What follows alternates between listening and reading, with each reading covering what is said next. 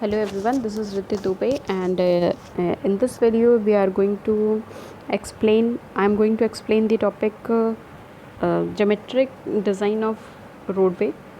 और उसके अंदर में हमें कुछ कुछ चीज़ें पढ़नी है और इसके पहले वाले वीडियो में भी हम लोगों ने ज्योमेट्रिक डिज़ाइन के बारे में जो क्रॉस सेक्शनल एलिमेंट था वही पढ़ा हुआ था और कैम्बर के बारे में हम लोगों ने थोड़ा बहुत पढ़ा था। अब हम आते हैं इस वीडियो में रोड मार्जिन के बारे में।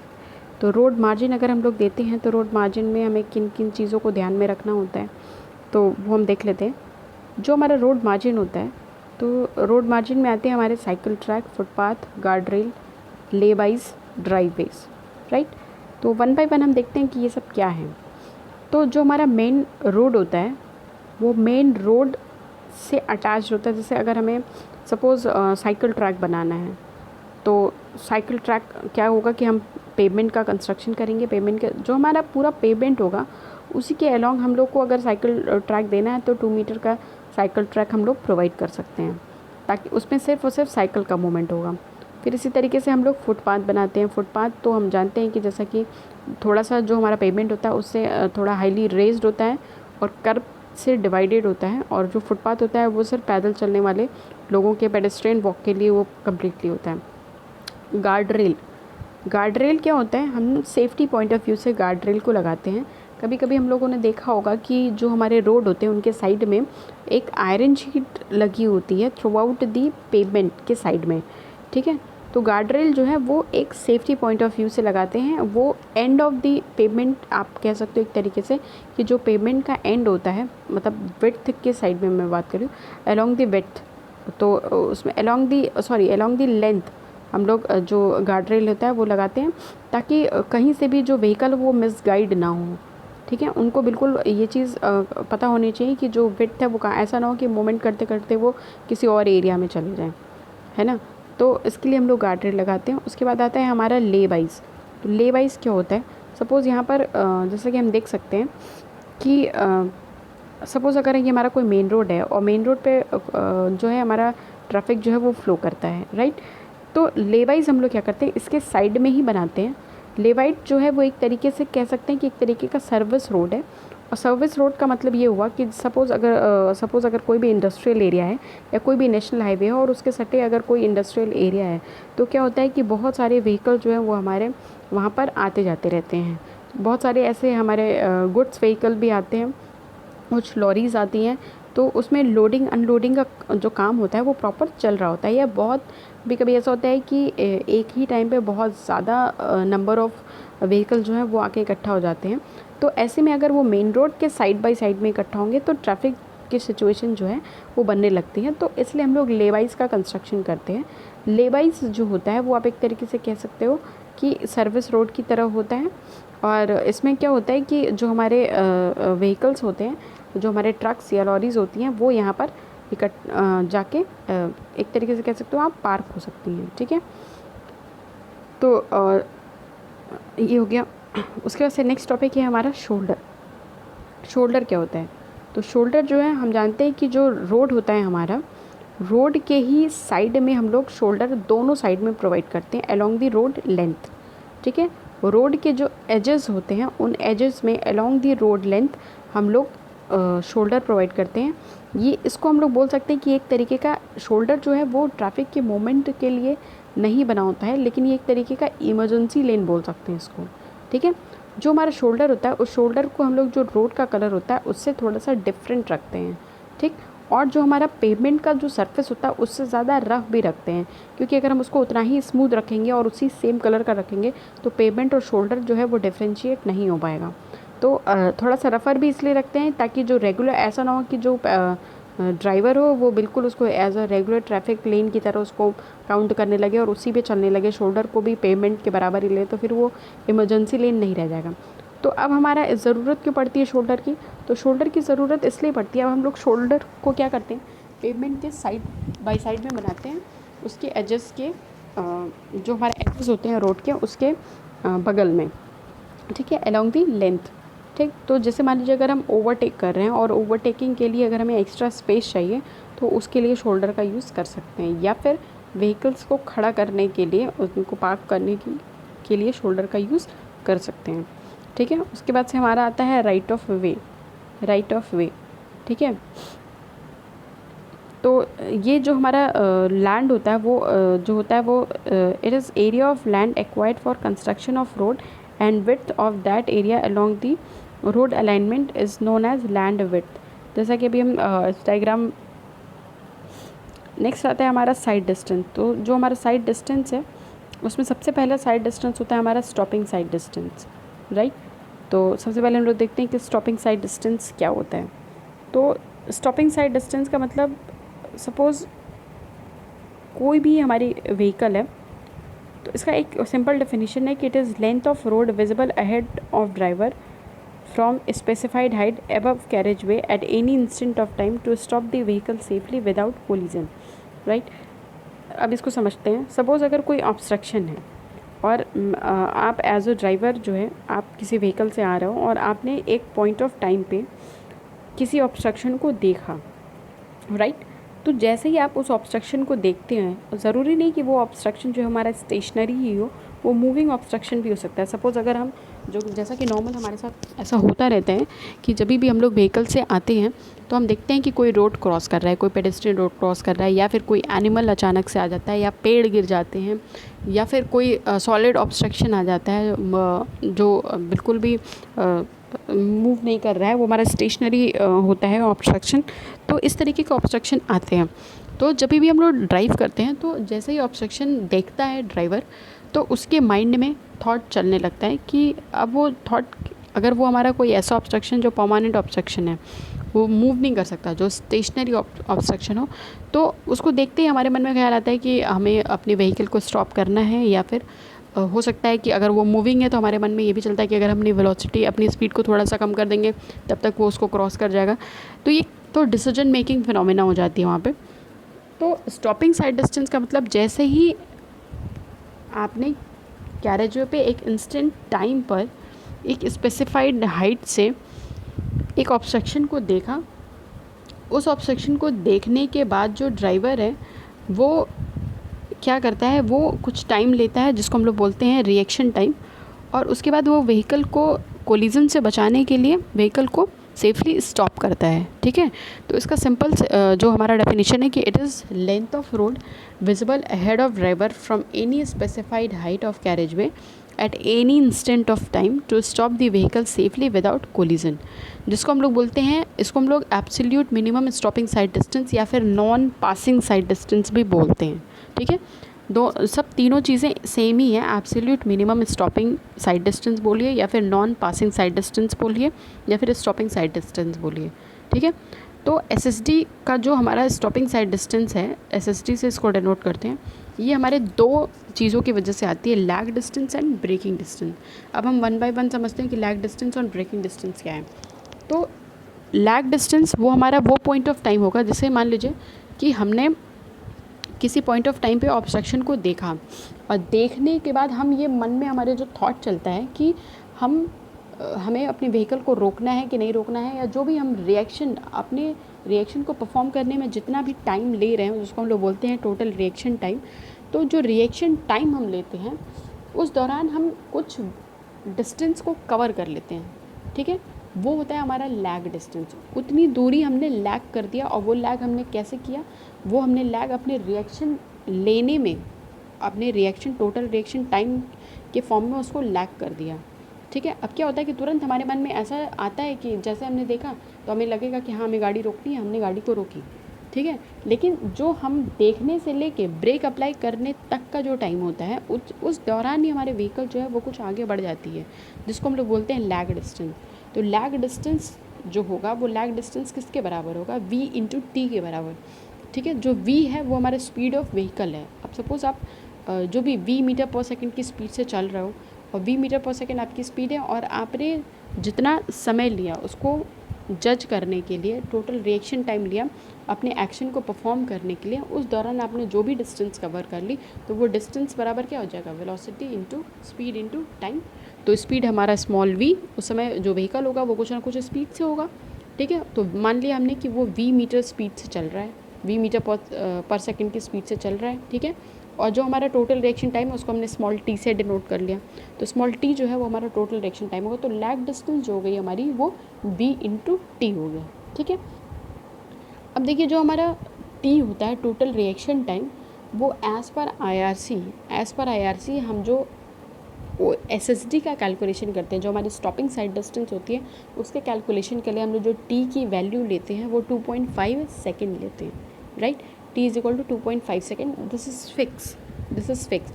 ये जो टोटल रिएक्शन टाइम है वो हमारे ड्राइवर के स्किल पे काफ़ी डिपेंड करता है। अगर स्किल्ड ड्राइवर है उसको रिएक्शन टाइम, वो नॉन ड्राइवर है, सपोज़ अगर वो डेली यूज़र है उस रोड का, या फिर स्किल ड्राइवर है तो उसको रिएक्शन टाइम उतना ही कम लगेगा, ठीक है। लेकिन हम लोग 2.5 second on an average as per IRC SSD के कैलकुलेशन के लिए रिएक्शन टाइम मान के चलते हैं। तो हमारी जो लैग डिस्टेंस हो गई वो हमारी v इंटू टी हो गया। अब जो हमारा टोटल रिएक्शन टाइम है, वो टोटल रिएक्शन टाइम जो है वो एक थियोरी पर डिपेंड करता है। ये टोटल रिएक्शन टाइम जो हमने 2.5 सेकेंड लिया है वो कैसे लिया है, किस बेसिस पे लिया है, तो हमारी एक थियोरी है PIEV theory, right. PIEV theory, उस बेसिस पे हमने टोटल रिएक्शन टाइम लिया हुआ है, ठीक है। तो सबसे पहले हम जानते हैं कि PIEV थियोरी होती क्या है। तो P का मतलब होता है यहाँ पे, P stands for perception time, I stands for intellectual time, E stand for emotion time and V stand for violation time, right. तो परसेप्शन टाइम का मतलब टू परसीव द ऑब्जेक्ट, मतलब जिस पॉइंट ऑफ टाइम पे हमने object को देखा, right. उसके बाद से इंटेलेक्चुअल टाइम, अब ऑब्जेक्ट को देखने के बाद हमारे जो दिमाग में जो स्थिति चल रही होती है उस सिचुएशन को अंडरस्टैंड करने का, उस सिचुएशन को एनालाइज करने का, राइट, वो हमारा इंटेलेक्चुअल टाइम होता है। तो ये time loss in understanding the situation, जैसे अगर हमने जैसे ही ऑब्जेक्ट को देखा वो हमारा परसेप्शन टाइम हो गया, मतलब जिस क्षण हमने ऑब्जेक्ट को देखा वो जो हमारा इंस्टेंट टाइम होगा वो परसेप्शन टाइम हो जाएगा। इंटेलेक्चुअल टाइम का मतलब जो हमने सिचुएशन को अंडरस्टैंड करने में जो टाइम लॉस कर दिया, जैसे अगर हमने देखा ऑब्जेक्ट को और हमें लग रहा है कि नहीं हमको ब्रेक अप्लाई करना है, तो अब मैंने इसमें कुछ जो सेकंड गंवा दिए वो हमारा टाइम लॉस हो गया सिचुएशन को अंडरस्टैंड करने में, तो वो हमारा इंटेलेक्चुअल टाइम हो गया, राइट। उसके बाद से आता है E is emotion time. Suppose हम ऑब्जेक्ट को देखे, हमने ऑब्जेक्ट जो है सडन ऑब्जेक्ट हमारे सामने कुछ आ गया, सपोज़ कुछ मूविंग आ गया, बिल्कुल सडन आ गया, तो उस दौरान हमारे मन में काफ़ी इमोशन, जैसे अब हमें लगता है कि अब हमारा कोलिजन जो है वो हो जाएगा या एक्सीडेंट हो गया, या ऐसा हमें लगता है कि एक्सीडेंट अब हो ही जाएगा, तो ये एक इमोशन टाइम आ जाता है, वो रिएक्शन में ये इमोशन टाइम भी जुड़ जाता है। तो ये जो सिचुएशन है अब उसमें हमारे मन में कई तरीके की गुस्सा आती है, डर आता है, वो जो हमारा इमोशन आता है उसको हम लोग इमोशन टाइम बोलते हैं। तो वो जो हमारा टाइम लॉस हो गया फियर और एंगर में, तो वो हमारा हो जाएगा इमोशन टाइम। एंड वी जो है वो वॉल्यूशन टाइम, जो हमने फाइनल एक्शन लेने में जो टाइम लॉस कर दिया वो हमारा वॉल्यूशन टाइम हो जाएगा, राइट। तो ये हमारी पूरी PIEV थ्योरी है जिसके बेसिस पे हमने टोटल रिएक्शन टाइम जो है वो ऑन एन एवरेज 2.5 सेकेंड लिया हुआ है, ठीक है। तो जैसे ही हम ऑब्जेक्ट को परसीव करते हैं, उस परसीव करने के बाद जो हमने सिचुएशन को अंडरस्टैंड किया, अगर हमने इमोशन में भी अपना फियर और एंगर में अपना टाइम लॉस कर दिया और फाइनल एक्शन लेने में जो अपना टाइम लॉस कर दिया, वो सारे जो लॉस टाइम आ गई हमारे पास टोटल रिएक्शन टाइम के फॉर्म में, which is 2.5 second as per IRC for the calculation of SSD। इस बात का ध्यान रखना है क्योंकि आगे भी हम रिएक्शन टाइम को पढ़ेंगे और उसमें हमारा जो रिएक्शन टाइम है वो थोड़ा सा चेंज हो जाएगा, इसलिए हमको इस चीज़ का चेंज क्या होगा, मतलब वैल्यू चेंज होगी, चीज़ तो बिल्कुल वही है, थिंग्स आर द सेम, वही PIEV थ्योरी पर ही वो भी डिसाइडेड है, बट उसमें टी की वैल्यू चेंज हो जाती है। इसलिए हमें ये चीज़ को ध्यान में रखना है कि अगर हम SSD की वैल्यू कैलकुलेट कर रहे हैं तो for SSD total reaction time is 2.5, right. तो जो लैग डिस्टेंस हो गई हमारी वो v इंटू टी हो गई, और जो हमारी t है वो 2.5 सेकेंड ऑलवेज होगा अनटिल एंड अनलेस आपको क्वेश्चन में ना दिया रहे, और अगर वो दिया भी रहेगा तो भी वो 2.5 सेकेंड दिया रहेगा। तो इस तरीके से हमने जो है वो लैग डिस्टेंस निकाल ली, राइट। अब हम क्या करते हैं, लैग डिस्टेंस को यहाँ पे लिखा हुआ है कि the distance travelled bye vehicle during total reaction time is called lag distance.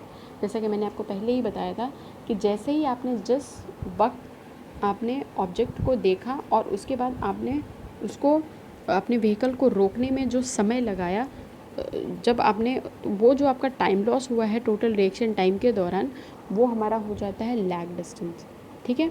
उसके बाद से इसने टोटल रिएक्शन टाइम क्या है, तो total reaction time is the loss time from instant the object is visible to the instant brake are effectively applied, ठीक है।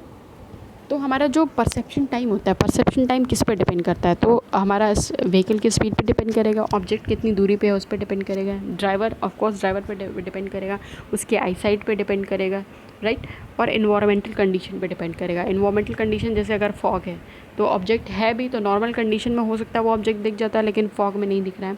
Rainy season है तो रेनी की वजह से नहीं दिख रहा है। तो कुछ हमारे इन्वायरमेंटल कंडीशन होते हैं जो परसेप्शन टाइम जो है वो जिस पर डिपेंड करता है। उसके बाद से हमारा आ गया ब्रेक रिएक्शन टाइम, किस पर डिपेंड करता है। तो ब्रेक रिएक्शन टाइम जैसा कि मैंने आपको बताया कि जो ड्राइवर की स्किल पे बहुत डिपेंड करता है। ड्राइवर अगर स्किल्ड है तो वो उसका रिएक्शन टाइम उतना ही कम होगा।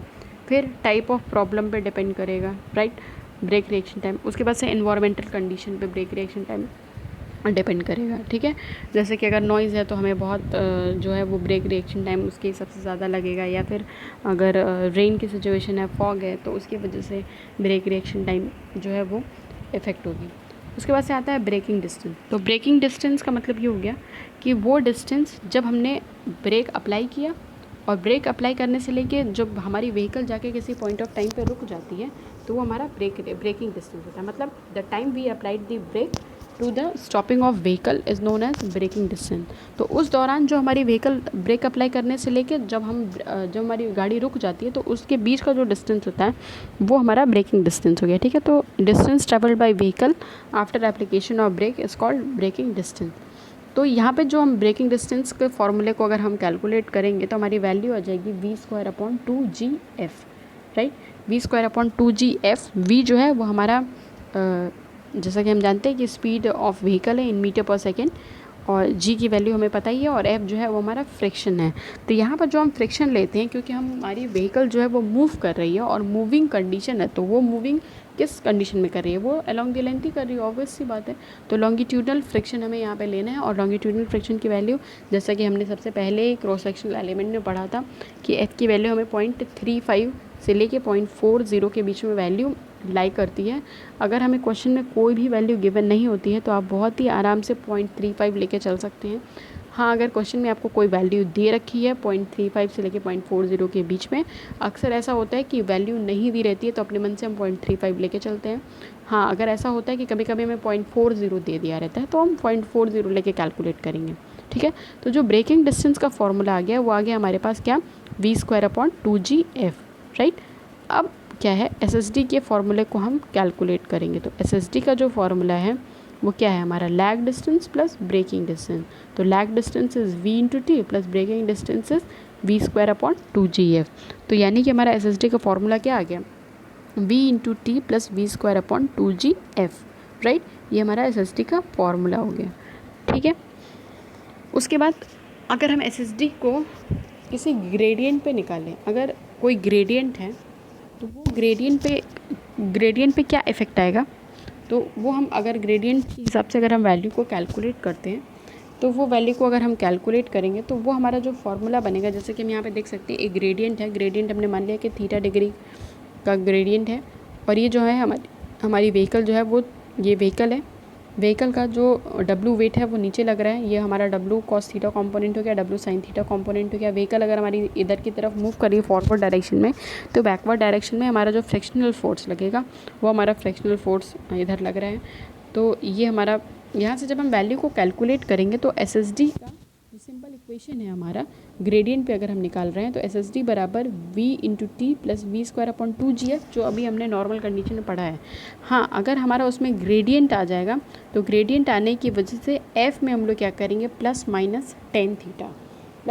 टेन थीटा जो है यहाँ पर ऐड हो जाएगा f में खाली। तो हमें इस चीज़ का ध्यान रखना है। अब प्लस माइनस का क्या मतलब है, अगर बोलेगा हमें क्वेश्चन में कि अप ग्रेडियंट है तो अप ग्रेडियंट का मतलब ये हो गया कि वो जो हमारी वैल्यू हो जाएगी वो पॉजिटिव वैल्यू हो जाएगी, और अगर बोलेगा कि डाउन ग्रेडियंट है तो हम माइनस सिंबल के साथ वहाँ पे चलेंगे, ठीक है। तो SSD का जो फॉर्मूला आ जाता है वो हमारे पास आ गया v/t plus v²/2gf plus minus tan theta, या प्लस माइनस n आप बोल सकते हो, n भी एम से भी हम लोग कैलकुलेट कर सकते हैं वैल्यू को।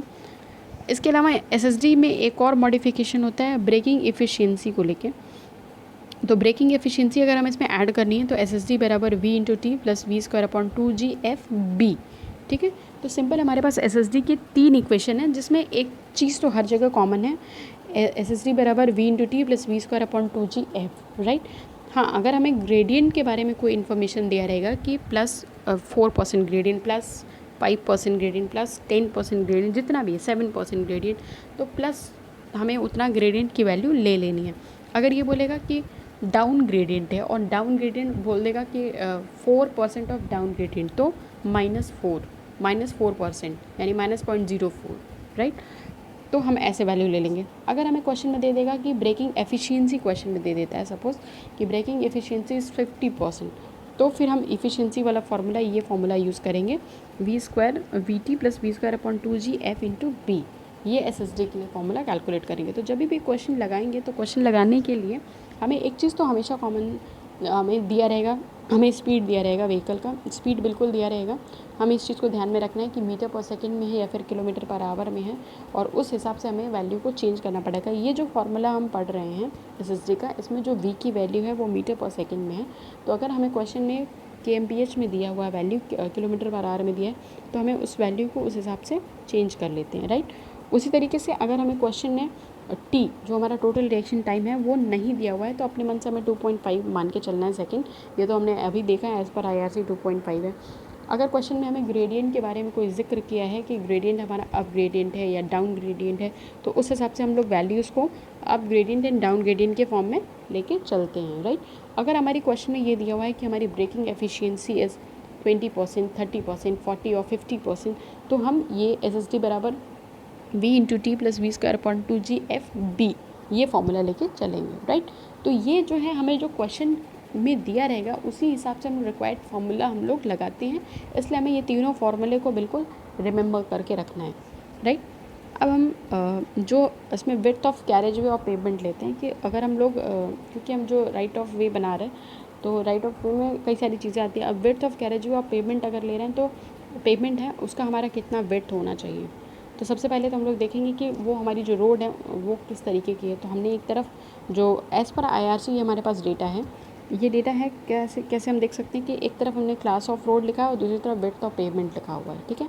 तो अगर क्लास ऑफ रोड, अगर हमारा सिंगल लेन रोड है, तो सिंगल लेन रोड के लिए जो पेमेंट की विड्थ होगी वो 3.75 मीटर होगा, right. 3.75 metre for single lane road. Single lane road है, ये याद रखना है। उसके बाद से अगर हमारा डबल लेन है और बीच में डिवाइडर जो है हमारा कर्व नहीं है, कोई मीडियन नहीं है, तो हमारा जो डबल लेन होगा उसके लिए जो पेमेंट की विड्थ होगी वो हमारी 7 मीटर की होगी, ठीक है। उसके बाद से अगर हमारा कोई डबल लेन रोड है और बीच में कर्व है, तो कर्व के लिए एडिशनल 0.5 मीटर मिलेगा, तो वो हमारी अब जो पेमेंट की विड्थ हो जाएगी वो 7.5 मीटर हो जाएगी, राइट।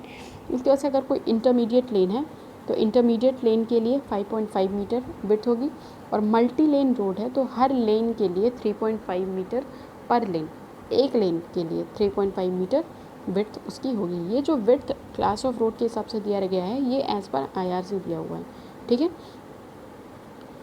अब जैसे हम इसमें देखते हैं कैसे ये स्पेसिफाइड है। तो हमने यहाँ पर एक देखा कि एक सिंगल लेन रोड ली गई है, और सिंगल लेन के लिए हमने क्या पढ़ा है, 3.75 मीटर, राइट। तो जैसे अगर ये हमारा सिंगल लेन रोड है और ये सिंगल लेन रोड पे हम देख सकते हैं कि ये हमारा व्हीकल है, ठीक है। तो ये किस बेसिस पर डिसाइड किया गया, पहले हम इस चीज़ को देख लेते हैं। तो हम देखिए ये पूरा हमारा जो विड्थ है वो 3.75 मीटर दिया हुआ है।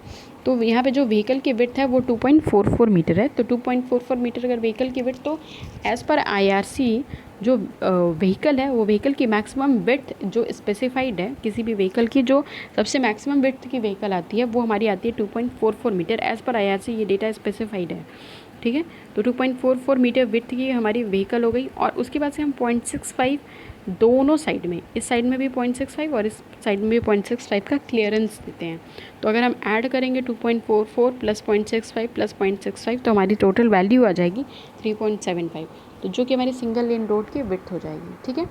इसी तरीके से अगर हम डबल लेन की विड्थ मान के चलें, तो डबल लेन की विड्थ मान के अगर हम चलेंगे, तो जिससे हमारा ये 2 व्हीकल है, तो अब जैसे मान लीजिए डबल लेन है तो यानी कि 2 लेन होगा, तो 2 लेन में 2 व्हीकल्स होंगे, तो एक व्हीकल हमारे ये हो गया, तो हमें जो स्पेसिफाइड विड्थ है हमारी मैक्सिमम वो 2.44 की है, तो 2.44 मीटर ये ले लिया, 2.44 मीटर ये ले लिया। अब क्योंकि बीच में कोई कर्व नहीं है, तो बीच में दोनों के बीच, 2 व्हीकल्स के बीच में कुछ दूरी तो हमें रखनी पड़ेगी। तो वो दूरी अगर हम मान के चलते हैं कि 1 मीटर बीच में, दोनों व्हीकल्स के बीच में 1 मीटर का क्लियरेंस होना चाहिए मिनिमम। तो बीच में हमने 1 मीटर का मिनिमम क्लियरेंस दे दिया और दोनों साइड में 0.56 का क्लियरेंस दे दिया है, ठीक है। तो अगर हम इस चीज़ को ऐड करेंगे 0.56 plus 2.44 plus 1 metre plus 2.44 plus 0.56, इन सबको अगर हम ऐड कर दें तो हमें वैल्यू मिल जाएगी 7 मीटर डबल लेन के लिए, ठीक है। तो डबल लेन की ये हमारी वैल्यू हो गई। नेक्स्ट जो हमारा कैरेक्टरिस्टिक है वो है हमारा कर्व। तो अब हम देखते हैं कि कर्व क्या है। तो कर्व जो है वो एक तरीके की बाउंड्री है, जैसे कि हम ये देख सकते हैं कि ये एक तरीके से बाउंड्री की तरह बिहेव कर रहा है। किसके किसके बीच में? पेवमेंट के बीच में और शोल्डर के बीच में, राइट। पेवमेंट एंड शोल्डर के बीच में it is a boundary between road and shoulder. Pavement and shoulder के बीच में जो हमारा कर्व है वो एक तरीके से बाउंड्री की तरह काम करता है। ये हम एक राइज पे देते हैं। कई बार क्या होता है, जैसे हम देख सकते हैं कि जो फुटपाथ भी बनाते हैं वो भी हम लोग कुछ राइज देके, वो वहाँ पर भी हम लोग कर्ब स्टोन का यूज़ करते हैं, कुछ राइज देके बनाया गया होता है, ठीक है। तो यह हम लोग क्या करते हैं, दूसरे साइड में हम लोग क्या करते हैं, शोल्डर भी प्रोवाइड कर सकते हैं या फिर फुटपाथ भी प्रोवाइड कर सकते हैं, हमारा पेवमेंट हो गया। अब ये जो कर्व है वो कर्व हमारे 3 तरीके का कर्व होता है, ठीक है। एक तो है हमारा लो और माउंटेनियस टाइप कर्व, तो और एक होता है हमारा सेमी बैरियर कर्व और एक होता है हमारा बैरियर कर्व, ठीक है। तो लो और माउंटेनियस टाइप कर्व यानी कि जो हमारा कर्व होगा वो लो होगा, उसकी हाइट जो होगी वो लो होगी। तो हम लोग देख सकते हैं 10 सेंटीमीटर हाइट की है, which is small, which is low, ठीक है। दूसरा है हमारा semi barrier type curve. Semi barrier type जो कर्व होता है उसमें हम जो हाइट रखते हैं वो 15 सेंटीमीटर का रखते हैं, और जो बैरियर टाइप कर्व होता है उसमें जो हाइट रखते हैं वो 20 सेंटीमीटर का रखते हैं, राइट। तो ये हमारे 3 तरीके के कर्व होते हैं। और कर्व क्या है, एक तरीके की बाउंड्री है। बाउंड्री किसके किसके बीच में? पेवमेंट के बीच में एंड शोल्डर और फुटपाथ के बीच में, ठीक है। ये हो गया कर्व। उसके बाद से हम लोग देखते हैं विड्थ ऑफ फॉर्मेशन और रोडवे। तो जैसा कि हम लोगों ने इसमें देखा है, विड्थ ऑफ फॉर्मेशन और रोडवे में अगर हम सिंगल लेन लेंगे तो सिंगल लेन लेने के लिए अगर हम विड्थ ऑफ फॉर्मेशन का मतलब जो हमारा टोटल रोड का विड्थ होगा, तो टोटल रोड का जो विड्थ होगा वो क्या होगा, जो हमारी सिंगल लेन की, जैसे जो हमारा ये सिंगल विड्थ का पेमेंट हो गया, पेमेंट का विड्थ हो गया, तो ये हमारा पेमेंट का विड्थ जो भी है, और प्लस जो हमारे शोल्डर होंगे तो सिंगल लेन के लिए, तो सिंगल लेन के लिए हमने वो शोल्डर रख लिया। फिर उसके बाद से अगर हमारा कोई डबल लेन है और डिवाइडर के साथ है, तो डबल लेन का अगर डिवाइडर के साथ होगा तो सपोज़ अगर जैसे मान लीजिए जो हमारा पेमेंट होगा उसका विड्थ प्लस शोल्डर का विड्थ, दोनों साइड में जो शोल्डर होगा और प्लस जो बीच का डिवाइडर होगा उसका भी विड्थ काउंट करना होगा, ठीक है। तो ये हमारा हो गया विड्थ ऑफ फॉर्मेशन और रोडवे। जो मिनिमम रोडवे की विड्थ रखते हैं सिंगल लेन के लिए वो रखते हैं हम, रोडवे की विड्थ रखते हैं 4.25 मीटर, राइट। चलिए अब हम देखते हैं रोड मार्जिन। तो जो रोड मार्जिन है, रोड मार्जिन में जैसा कि हम इस डायग्राम में देख सकते हैं कि यहाँ पर सबसे पहले क्या हम लोग डिसाइड करते हैं, जब भी हम लोग रोड मार्जिन डिसाइड करते हैं तो रोड मार्जिन में कहाँ से कहाँ तक का हम पूरा डिस्टेंस कवर करते हैं। तो सबसे पहले तो हमारा जो सबसे मेन पोर्शन होता है हमारा पेमेंट की विड्थ, राइट। तो जैसे मान लीजिए ये हमारा पेमेंट है और ये पेमेंट की जो भी विड्थ होगी, सपोज डब्ल्यू विड्थ है, तो ये हमारी पेमेंट की विड्थ इसमें आ जाएगी, ठीक है। उसके बाद से हमारे दोनों साइड के शोल्डर्स, तो ये शोल्डर हमने बना दिया, तो ये शोल्डर विड्थ इधर हो गई, इधर की शोल्डर विड्थ हो गई। तो जैसा कि हमने पढ़ा है विड्थ ऑफ फॉर्मेशन का मतलब क्या है, width of payment plus shoulder. तो ये जो हमारा पेमेंट का विड्थ और प्लस दोनों साइड के शोल्डर का जो विड्थ होगा, यहाँ तक का डिस्टेंस क्या किस में आ जाएगा, विड्थ ऑफ फॉर्मेशन में, ठीक है। उसके बाद से हमने क्या किया, यहाँ पर एक बाउंड्री बना ली, रोड बाउंड्री बना ली, ठीक है। अब इस रोड बाउंड्री के दोनों ओर हम लोग कुछ मार्जिन लेके चलते हैं, जैसे बिल्डिंग लाइन ले लिया। उसके बाद से कंट्रोल लाइन, ठीक है, जहाँ पे हम कोई भी कंस्ट्रक्शन जो है वो नहीं रखते हैं, ठीक है, वो कंस्ट्रक्शन वहाँ पर अलाउड नहीं होता है, ठीक। उसके बाद हमने यहाँ पर एक साइड ड्रेन बना लिया, ठीक है। तो जैसे ही जैसे हमारा जो भी पेमेंट का कंस्ट्रक्शन होता है, तो एक जो साइड होता है वो कंपैरेटिवली थोड़ा राइज होता है और जो दूसरा साइड होता है वो कंपैरेटिवली थोड़ा सा लो होता है। तो जो हमारा अगर रेनफॉल की सिचुएशन आती है तो उस कंडीशन में पानी जो है वो हमारा ड्रेन आउट हो सके, तो एक तरफ हम लोग साइड ड्रेन बनाएंगे, एक जो उसके बाद से हम लोग जो हमारा पेमेंट का विड्थ होता है उसके बगल में हम लोग रोड बाउंड्री देते हैं, और वो रोड बाउंड्री के बाद हम लोग क्या करते हैं, बिल्डिंग लाइन देते हैं जहाँ से हम लोग जो भी हमारे शॉप्स हैं या फिर जो भी बिल्डिंग की लाइन है वो स्टार्ट हो जाती है, और उसके बाद से हमारी कंट्रोल लाइन होती है। ठीक है, तो ये हमारा जो टोटल आता है वो रोड मार्जिन में आता है। ठीक, उसके बाद से हम लोग एक ट्रैफिक टाइप में देखेंगे कि जो हमारा सिंगल लेन वन वे है, तो जैसे क्या हुआ कि अगर हमें कई बार क्वेश्चन में ऐसे बोलता है कि सिंगल लेन वन वे के लिए एसएसडी निकालिए, या सिंगल लेन टू वे के लिए एसएसडी निकालिए, या डबल लेन वन वे और टू वे के लिए एसएसडी काउंट करिए। तो सपोज़ अगर हमारा कोई सिंगल लेन है, तो सिंगल लेन वन वे है, मतलब एक ही लेन है और उसमें जो ट्रैफिक का मूवमेंट हो रहा है वो एक ही डायरेक्शन में हो रहा है। ठीक है, मतलब ऑपोजिट साइड से कोई व्हीकल नहीं आ रही है। तो अगर हमें स्टॉप करना होगा अपने व्हीकल को, तो हमें कितना दूरी चाहिए, तो वो दूरी हमें किसके बराबर चाहिए, सिंपली अगर क्योंकि ऑपोजिट डायरेक्शन से तो कोई व्हीकल आ ही नहीं रही है, तो हमें सिंपली एसएसडी के बराबर हमें अपने व्हीकल को रोकने के लिए जो स्टॉपिंग साइड डिस्टेंस चाहिए वो एसएसडी के बराबर ही चाहिए, जितने में हम ऑब्जेक्ट को देख पाएँ और हम जाके वहाँ पे अगर हमें रोकना है व्हीकल को तो हम रोक पाएँ। तो वो हमारी जो टोटल डिस्टेंस होगी वो हमारी एसएसडी के बराबर होगी। तो सिंगल लेन वन वे होगा तो हमारा जो डिस्टेंस होगा वो एसएसडी के बराबर होगा।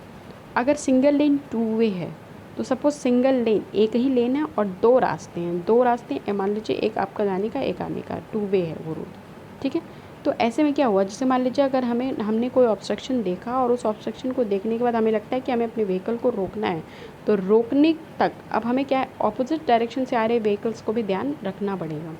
ठीक है, तो क्योंकि सिंगल लेन में ही टू वे है, बीच में कोई मीडियन नहीं है। ठीक, तो ऐसे कंडीशन में क्या होगा, हमें जो स्टॉपिंग साइड डिस्टेंस चाहिए वो 2 एसएसडी के बराबर चाहिए। इसी तरीके से जो थर्ड कंडीशन है वो डबल लेन वन वे और टू वे का है। तो अगर डबल लेन है और सपोज़ अगर बीच में हमारा कर्व और डिवाइडर है, तो डबल लेन यानी एक डायरेक्शन में जाने का हो गया और एक डायरेक्शन में व्हीकल जो हैं वो आ रही हैं। तो अगर एक डायरेक्शन में व्हीकल जा रही है और दूसरे डायरेक्शन से व्हीकल आ रही है और बीच में डिवाइडर है, तो फिर अगर उस लेन पे अगर जो भी दूसरे सपोज़ एक लेन से हम जा रहे हैं और आने वाले लेन पर कोई ऑब्स्ट्रक्शन है, तो उससे हमें कोई मतलब नहीं है। ठीक है, अगर उस पर ऑब्स्ट्रक्शन है भी तो हमारे स्पीड से उससे क्या फ़र्क पड़ेगा, कोई फ़र्क नहीं पड़ेगा, क्योंकि वो जो अपोजिट डायरेक्शन से आ रही व्हीकल है वो हमारे लेन में तो इंटरफेयर करेगी नहीं, क्योंकि बीच में मीडियन लगा हुआ है। ठीक है, तो डबल लेन में अगर है तो इसी तरीके से ये कंडीशन उसके लिए भी अप्लाई होती है और हमारे लिए भी अप्लाई होती है। ठीक है, तो ऐसे में जो हमें डिस्टेंस चाहिए व्हीकल को रोकने के लिए वो सिंगल एसएसडी के बराबर चाहिए। तो ये जो तीनों कंडीशन है इस चीज़ को याद रखना है हमें कि सिंगल लेन वन वे के लिए जो स्टॉपिंग साइड डिस्टेंस है वो एसएसडी के बराबर चाहिए, सिंगल लेन टू वे के लिए 2 एसएसडी के बराबर, और डबल लेन वन वे के लिए एसएसडी, सिंपली एसएसडी, राइट। तो नेक्स्ट वीडियो में हम लोग जो है वो न्यूमेरिकल्स दिखेंगे इस पे SSD based, and I hope this will help you to understand. Thank you so much for watching this video.